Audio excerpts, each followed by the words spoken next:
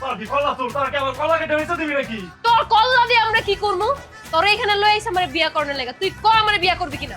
এই তোর আমি আগেই কইছি যে তোর লগে আমি প্রেম করুম, কিন্তু জীবনে তোর বিয়া করুম না। কারণ বিবাহিত তোর জীবনও সুখ হয় না।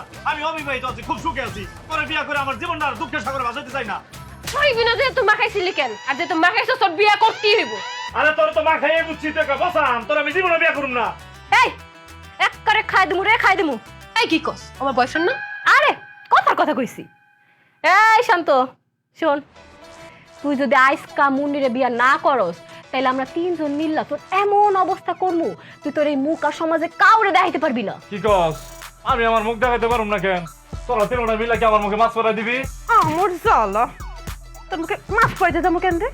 শোন, তুই যদি মুন্নির আজকের মধ্যে বিয়া না করস তাহলে মুন্নি তোর ইজ্জত নষ্ট করে দিবি। করিস না।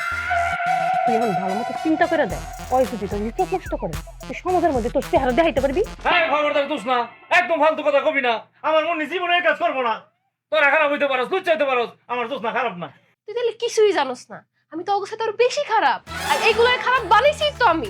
এখন তুই ক আমার বিয়া করবি কিনা, নাইলে কিন্তু সত্যি সত্যি তোর ইজ্জত আমি নষ্ট করে দিব।